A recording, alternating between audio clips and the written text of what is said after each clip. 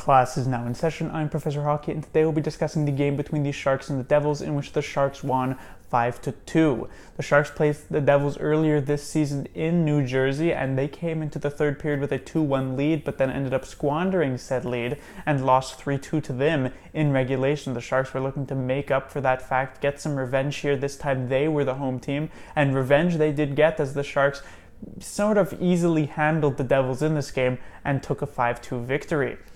It didn't start off, however, that easy. The Devils got the first goal of this game, and it was not a goal that you really like to see. Martin Jones gives up a pretty bad one against Drew Stafford, and anyone who's watched the Sharks for any period of time knows that it's really no rarity that the Sharks give up a goal to a player looking for their first career goal, or in this case, their first goal of the season. Drew Stafford gets his, Andy Green, the captain, gets his as well. But this was a terrible angled shot from Martin Jones, and it seems as though Jones was trying to one-up Aaron Dell, who tried to one-up Martin Jones from the past couple of games. If you remember the game against the Stars, Jones gives up a pretty weak one to Heiskanen that was like a floater through traffic that he probably could have had. Then Aaron Dell says, well, I could beat that. Let me give up a goal to Richard Panik that is through the 5-hole with maybe just one stick in front. And then Jones says, well, I could also beat that with another terrible goal, and decides to give up one basically zero angle to Drew Stafford with zero traffic in front. Martin Jones just doesn't steal up the post. So with a team like the Sharks, who had seemingly had some weak mental game throughout this entire season, I was thinking that this could be a very bad moment and a turning point very early on in the game, just about halfway through the first period. But instead, the Sharks responded very, very well. They got a couple of goals back from Meyer as well as from Pavelski, his 20th of the season, and the Sharks at that point cruised to victory. In my opinion, the Sharks were playing some very solid defensive hockey, which was very nice to see. Really only gave up a couple of great chances to that New Jersey Devils. One that comes to mind is, of course, the Drew Stafford one again in the third period. But other than that, the Sharks basically just put up some goals, didn't really give the Devils too much, and managed to take a 5-2 win that looked a lot like a win that we would have seen from the Sharks last season.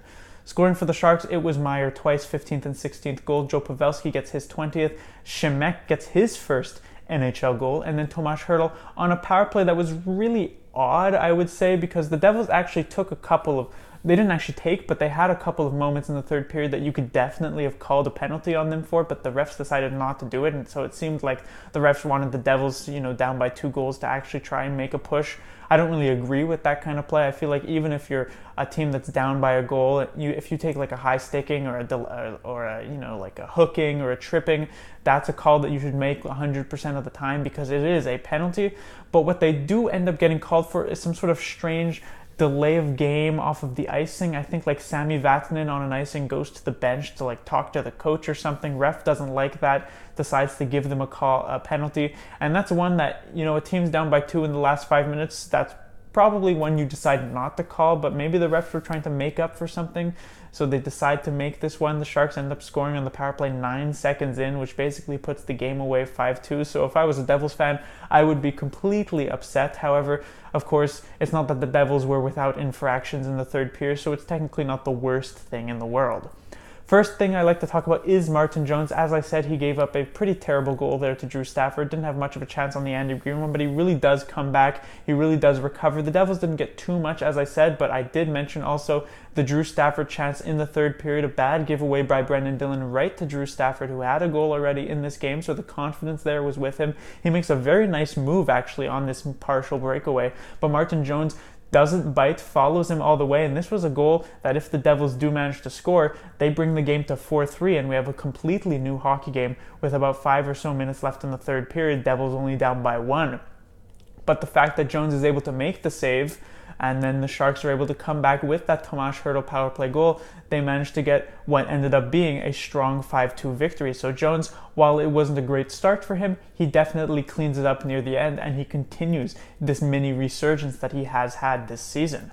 Next is Shemek, and the last time I talked about Shemek was, I believe, his first game that he got over Joakim Ryan, and I sort of thought it was going to go the same way that Tim Heed's game has gone.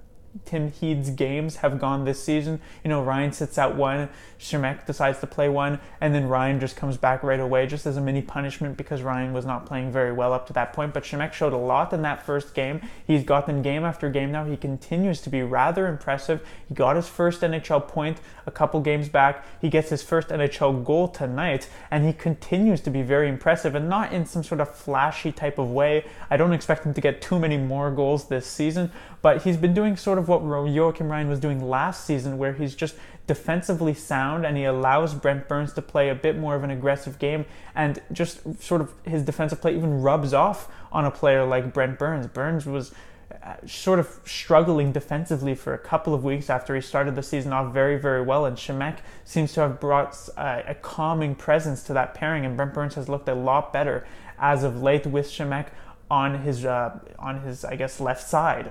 And so I expect that Simek will get the next game, and games for the foreseeable future. He definitely have to make a big mistake to drop it now, because it seems as though he had already leapfrogged past Tim Heed, but he has probably leapfrogged past Joakim Ryan as well. And if he can continue this play, he should be the sixth defenseman for the foreseeable future. Next is Timo Meier. Meier had been gone for 3 games with injury, and those games did not go particularly well for the Sharks. They got beaten by the Leafs. They got completely thrashed by the Ottawa Senators, and then they managed to get one against the Canadiens 3-1, if I'm not mistaken. Although that was rather close and not a great defensive game from the Sharks. Meier has returned now. He has 7 points since that return. He's playing very, very well. He had the most points for the Sharks last week. He now has 2 goals in this game, 16 on the season, 30 points in 29 games. Timo Meier has just been absolutely fantastic for the San Jose Sharks. This is a player drafted in the 2015 draft. I believe he was 9th overall in the 2015 draft. Was a draft that was so successful for so many teams. We actually saw a team tonight, the Devils, who had not great success with their first round pick. Pavel Zacha, I think, was 6th or 7th overall in this draft. He hasn't really panned out as expected. Timo Meier continues to develop, and this is really a breakout year for him. He's looking absolutely fantastic. His entry-level contract is up at the end of the season, and it'll definitely be very interesting to see what he gets as a salary, along with some of the other top RFAs going into this offseason. Finally, just a few other players I'd like to talk about. Joe Pavelski gets his 20th of the season. As I said, he remains red hot. It's not like Pavelski is a completely dominant force in all the games, but he's just so clutch. He comes up with some fantastic goals at some great moments. And, Pavelski, I think, only had just over 20 goals just last season. Now, all of a sudden, we're not even halfway through the season. He's already got 20. He's actually on pace for, I believe, around 50. Now, of course, it's extremely unlikely he manages to get 50, but if he could actually, he could be in sniffing distance of 40. And at the start of the season, I would have considered Joe Pavelski lucky to even touch 30 goals. And so this is sort of a mini resurgence after Pavelski somewhat struggled last season, at least in the goal scoring department, mostly because he was dealing with an injury early on. But if Pavelski can put up a very good season here, he definitely makes a good case for himself for the Sharks to try and bring him back onto the team, since this is the final year of his contract, and for him to actually get maybe even a bit of a raise in terms of actual dollars earned. Another player I'd like to talk about, Brent Burns. I already mentioned a bit about him, how he's been able to come back. Brent Burns is a player who's always going to be very good offensively. That's basically an accepted fact at this point. He's just so gifted when it comes to that regard. But for Burns to actually be a player who some will consider for the James Norris, of course, most people say James Norris is basically an offensive defenseman award, and it basically is. But for, people to, let's say, accept Brent Burns as a Norris winner instead of just the media voting him in, they want to see that defensive game, and Brent Burns has been able to put it up for the majority of this season. As I said, he had a couple weeks off that were rather off, but he's definitely been a lot better with Simek on his pairing, and Brent Burns is looking like a rather complete defenseman, at least at the moment moving forward. Finally, another player I'd like to touch on, Radil. He got his first NHL goal against the Coyotes. He gets his first NHL goal, his first NHL assist tonight, and the fourth line has another rather strong game. I was impressed with the fourth line, and if I'm Antti Suomela right now sitting on the sidelines as a healthy scratch, I'm working 10 times harder in practice to try and be the player that they put back into the lineup in case the fourth line falters a bit, because if Suomela's, let's say, not putting in the hard work in the practice, which I'm not saying that's not what he's doing, or I'm not saying that is what he's doing, the fourth line could actually have, a game where they decide, well, it wasn't a good game for the fourth line, but let's give them another try, because they have been a lot better, and it's something the Sharks have lacked basically all season up to this point.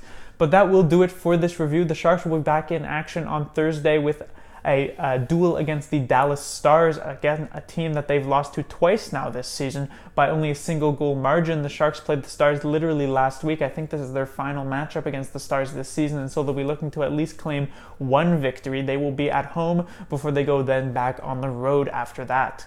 Class dismissed.